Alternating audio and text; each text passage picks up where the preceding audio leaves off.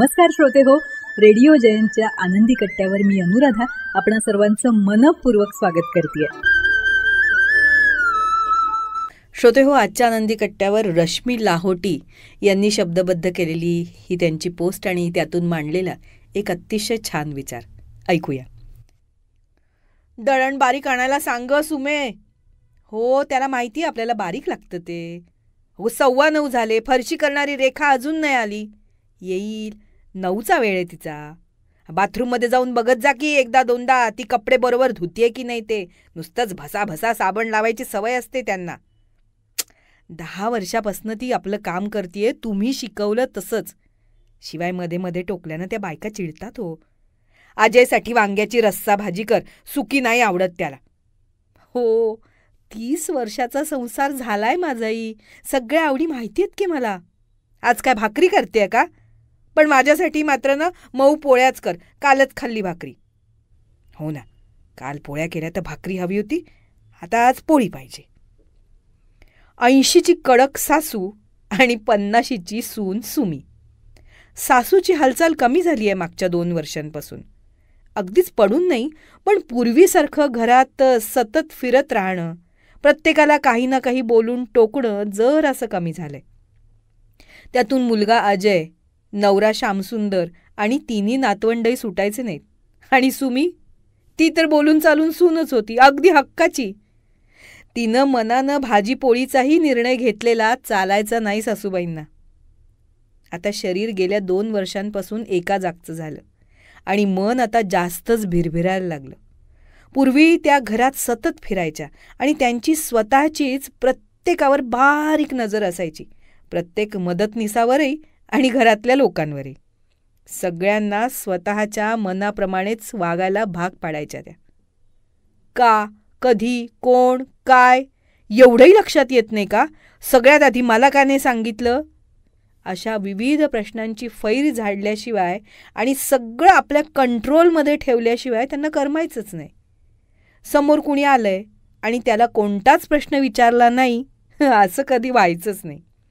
बरं, इतकं सगळं स्वतःच्या मर्जीनुसार आणि स्वतःच्याच तालावर असूनही मुळी समाधान नसायचं. नातवंड खेळू लागली, दंगा करू लागली की टीव्हीचा आनंद घेऊ लागली तरी या मध्ये मध्ये बोलल्याशिवाय राहायच्या नाहीत. नवऱ्याचं, सासऱ्यांचं सुमी सगळं वेळच्या वेळी बरोबर करतेच आहे, पण चूक काढल्याशिवाय दिवस पुढे सरकत नाही. उलट बोलणाऱ्याची तर काही खैरच नाही. आवाज करून स्वतःचंच खरं करायची सवय. कुठं त्यांच्या नादी लागून वेळ खराब करायचा हा विचार करून घरातले सगळे गप्प बसायचे. आता मात्र त्यांचा घरातला वावर कमी झाला, नजरही अंधुक झाली थोडीशी. तरी काय झालं, कोण काय करतंय, केलं का, मला नाही विचारलं, अशा प्रश्नांची सरबत्ती काही कमी झाली नाही. मी, माझं, मला ही आसक्ती कमी न होता उलट वाढली. सुरुवातीला प्रत्येक गोष्टीचं, प्रत्येक प्रश्नाचं उत्तर त्यांनी आवाज दिल्याबरोबरच दिलं जायचं. ती तत्परता आता मात्र कमी झाली, अगदी आज्ञाधारक सुमीचीही. त्यांच्या खोलीकडे फिरकणंही आता सगळे टाळायला लागले. सुमी त्यांचं खाणं पिणं आवरणं करायची, पण फक्त एक कर्तव्य म्हणून. बाकी त्यांच्या बोलण्याने तीही वैतागायचीच आणि तीही आता स्पष्ट बोलायला लागली होती. या वाढत्या आसक्तीनं आणि पूर्वीसारख्या न मिळणाऱ्या त्वरित प्रतिसादानं आता मात्र त्यांचं नुकसान व्हायला लागलं. शरीर जरी एका जागेचं झालं तरी मन मात्र एकाग्र व्हायला राजीच नसायचं, कारण मनाला तशी सवयच नव्हती. मनाला सतत प्रश्न विचारायचे, चौकशी करायची हीच शिकवण. मग ते एका जागी स्थिर कसं होणार, हे एकाग्र होणार कसं?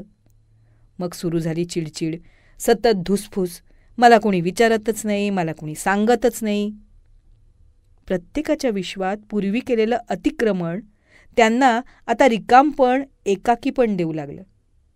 एका जागी पडलेल्या असूनही मनात अजूनही बाहेर काय चाललंय हे जाणून घेण्याची तीव्र आसक्ती त्यांना नेहमी अस्वस्थ ठेवू लागली.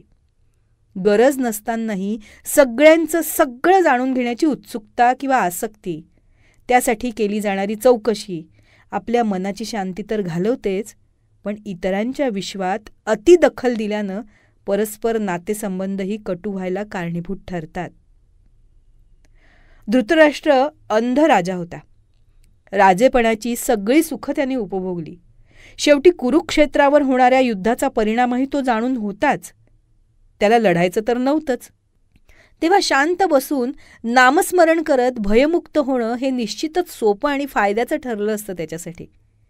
पण सगळं जाणून घ्यायच्या इच्छेपोटी त्याचं मन जास्तच अस्थिर आणि भययुक्त झालं.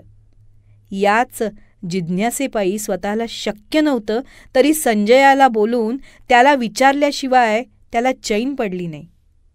धर्मक्षेत्रे कुरुक्षेत्रे समवेता युयुत्सवः मामकः पांडवाश्चैव किं कुर्वत संजय.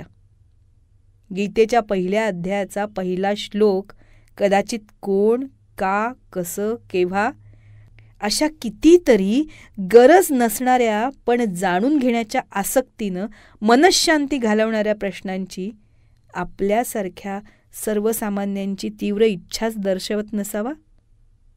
म्हणूनच पहिलं आणि महत्त्वाचं स्थान मिळालंय या श्लोकाला. श्रोतेहो, आपल्यात जर सकारात्मक बदल करायचा असेल ना, तर सगळ्यात आधी इतरांवर लक्ष देण्याऐवजी स्वतःवर लक्ष केंद्रित करायला हवं. इतरांविषयी जाणून घेण्याऐवजी स्वतःविषयी आणि स्वतःच्या विकारांविषयी जाणून घ्यायला हवं. इतरांबरोबर वाद घालून जिंकण्यापेक्षा स्वतःच्याच मनावर विजय मिळवायला हवा. हो ना?